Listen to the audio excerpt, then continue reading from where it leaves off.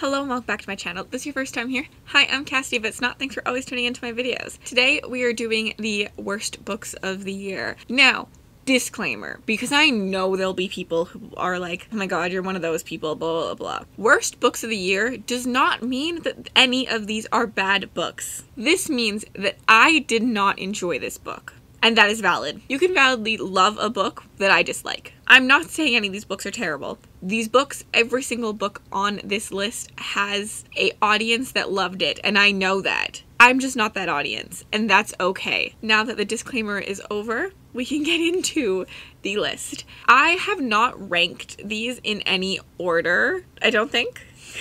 Maybe. Okay, yeah, maybe. They're ranked in an order, but like in every video like this, if you ask me a different day, they might be in a different order. That's all I'm saying. But like, these are the 10 books that I liked the least this year, and I'll tell you why. Like, this is gonna tell you, this video will tell you why I didn't like them. If you don't like to watch these videos, just skedaddle on out. But if you do, grab a coffee, sit, and enjoy some rants. We're going to start with the 10th spot, which is A Song for the Void by Andrew C. Piazza.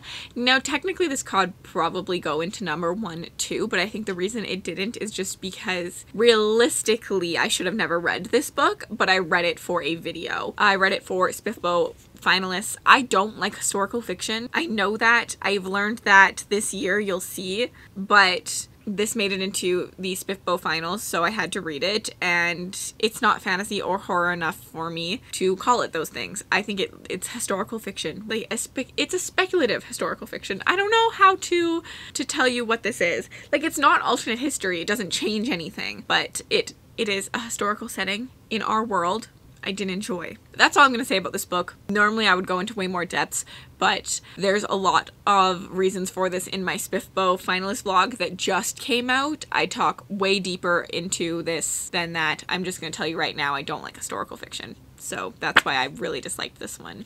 In the number 9th spot, we have A Seance in Apartment 10. I honestly read this one so long ago, I don't even remember what I didn't like about it, but I think it was just very anticlimactic for me. I wanted a little bit more suspense. I wanted the seance part, the ghost part, to be a little bit done better. I find with ghost stories, I don't tend to really like them. I think until I read From Below by Darcy Coates, I had only had less than great experiences with ghost stories. From Below and just Darcy Coates in general has changed my thoughts on that. I think there are reasons, there are specific books I will like with ghost stories, but this was one of those books that really made me not think that I like ghost stories because I didn't think that they would be ever thrilling enough for me.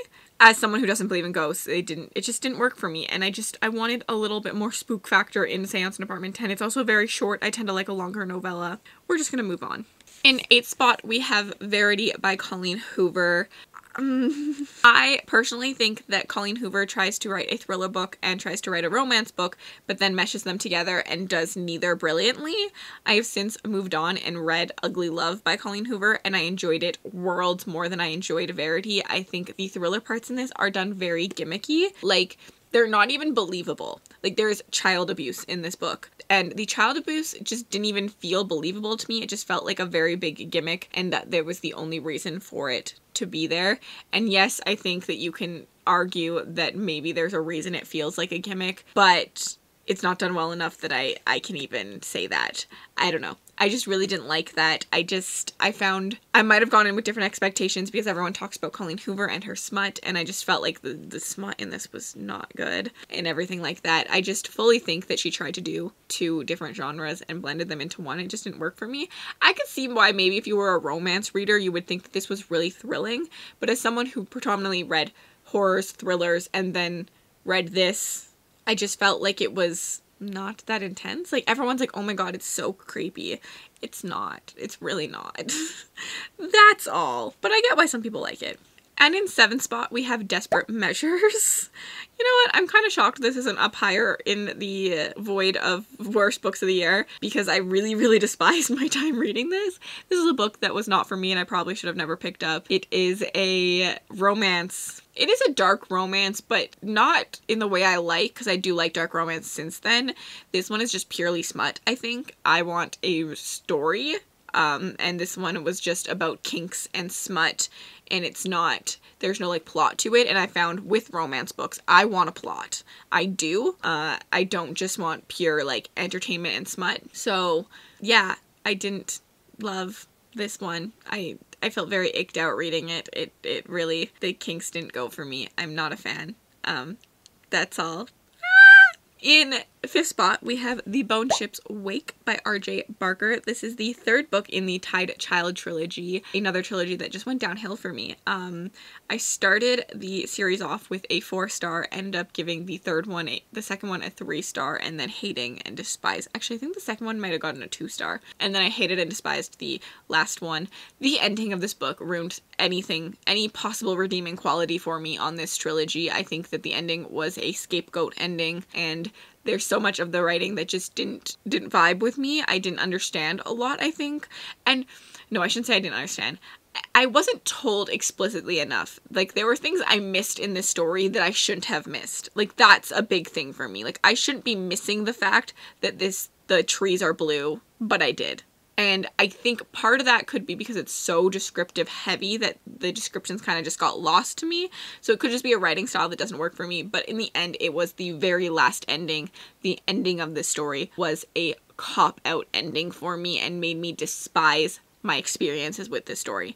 I thought, why did I even read this story? But there are plenty of people who love this. I see the Bone Ships on so many people's favorites lists, trilogies, series that they love. Did not work for me. Did not work for the book club. But I read it. Oh, that was 6th spot, not 5th spot. I said 5th earlier, but that was 6th spot. In 5th spot, we have The Shadow of What Was Lost by James Hellington. Why are there 2 backlist picks on here? Why is my book club cursed? I did not enjoy this book. Everyone in my book club enjoyed it, pretty much, other than me. I am just not the reader that can trust an author sometimes.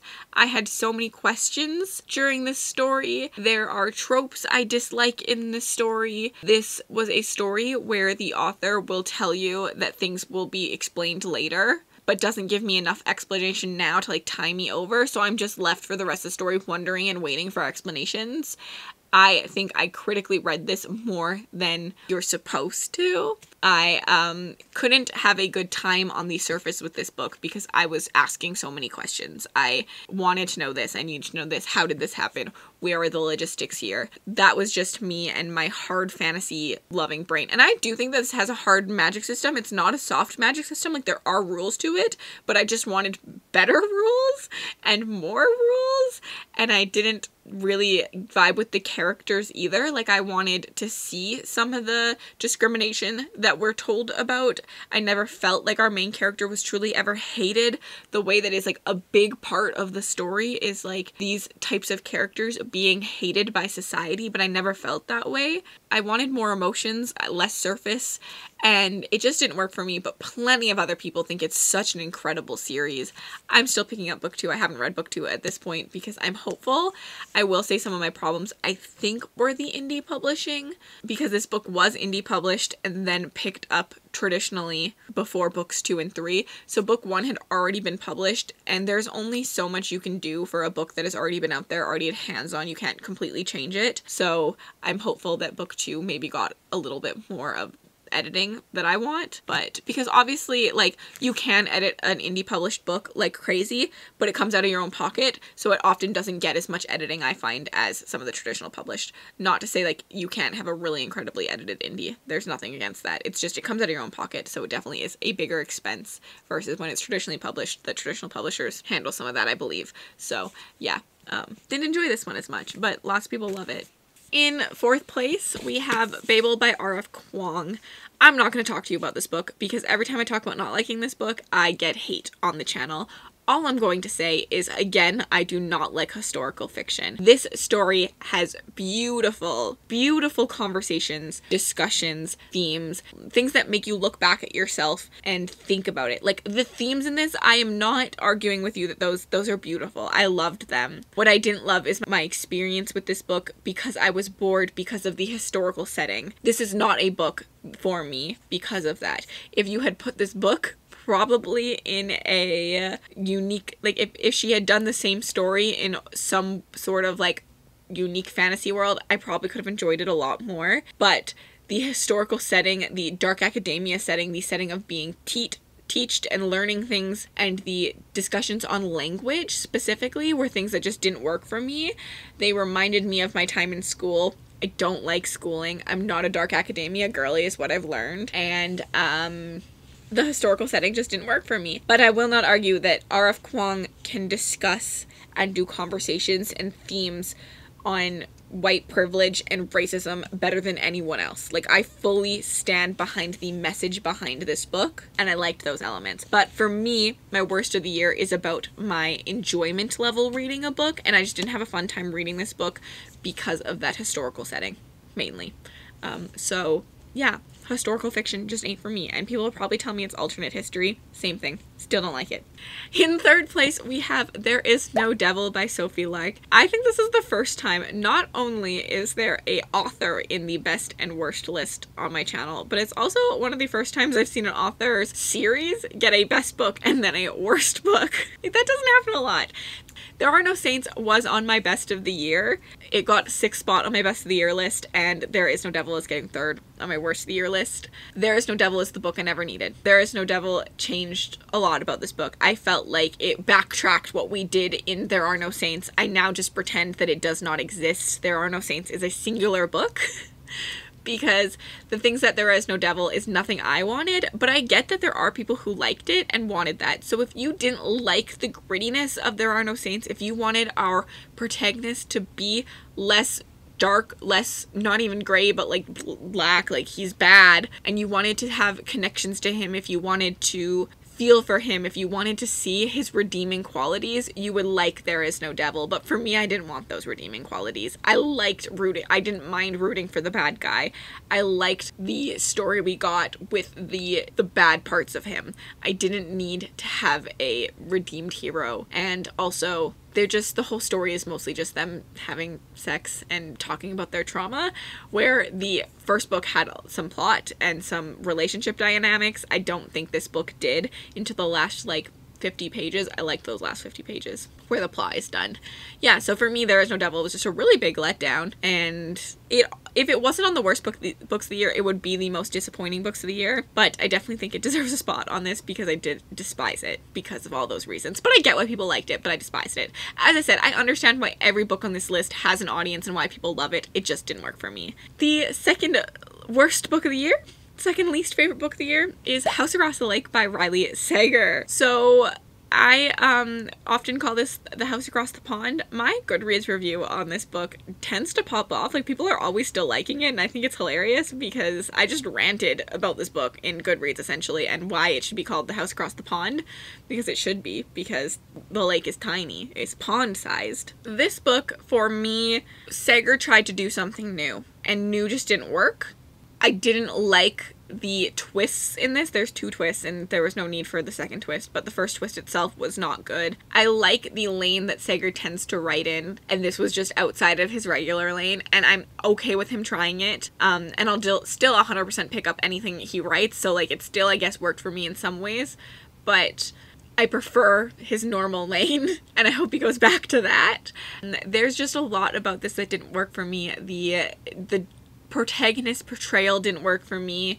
The logistics of the lake didn't work for me. The twist logistics, the twist idea just didn't work for me. This was just a book that I literally despised my entire time with. I was bored from the very first page for those reasons, and I could not put it on this list because of that, even though Sager is a favorite author of mine in terms of, like, I talk about this often. A favorite author to me does not mean I love every single book. It means I want to pick up every single book that you write. I want to continually be engrossed by your stories. I want to continue reading things that you come up with. I want to be a part of your brain. And for Sager, that is it. I don't care if I love or hate his books. I'm always excited to read them and see what my experience with that book will be. You know what? Maybe having that love-hate actually works for me in some ways, because I'm excited to see what end of the spectrum I will sit with Sager. And this was no different, but I was bored the entire time, so it deserved that second spot. And in the first spot, it is City of Dusk by Tara Sim, which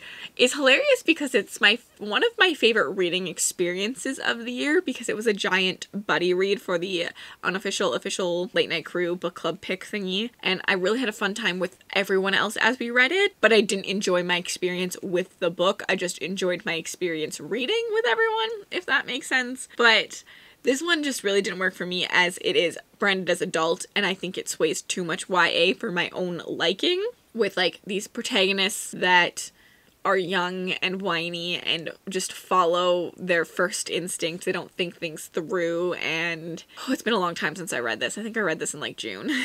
I did read it in June. I read House Across the Lake and City of Dusk the same month. Interesting. I just like so much of this had so much potential, and then it just didn't get there for me. The magic system, I had questions. The book was very convoluted for me for no reasons. Things just kept being thrown out of left field, but it wasn't a satisfying twist because I feel like it was thrown out of left field, and just like a lot of chaos and a lot of things that like had potential but just didn't get there for me, which is what made it the worst book of the year for me, because I just didn't like it. I wasn't bored in this one, though. I just didn't like it. But I understand why people love it. I have recommended it to people since then. So this is what I mean when I say the worst book of the year is not, and by no means are any of these books bad books. They were books I just didn't like, I didn't vibe with. And I often recommend books I don't like to people, because in the end, I'm trying to recommend a book based on certain reading tastes and reading specifics. So like, if you're looking for something almost YA with a little bit of darker themes than YA normally gets, City of Dusk could be it for you. So like, I do recommend things like that. If you're looking for historical fiction with a little bit of fantasy and like lots of themes and discussions on white privilege and stuff, Babel 100% for you. I am a person who can understand that not every book will be for me, but could be for you, and I'm very happy to discuss and recommend books that didn't work for me with people who I think they will work for. So that's it. If you've watched this video and you want to chat with me, tell me what some of your least favorite reads of the year were, and if you're shocked by any books on this list. And then if you aren't feeling chatty, you can leave me a moon emoji. And then if you want to connect with me on other platforms, my Bookstagram, my Book Twitter, my Goodreads, and my Patreon, all linked in the description bar below. Have yourselves a fantastic day.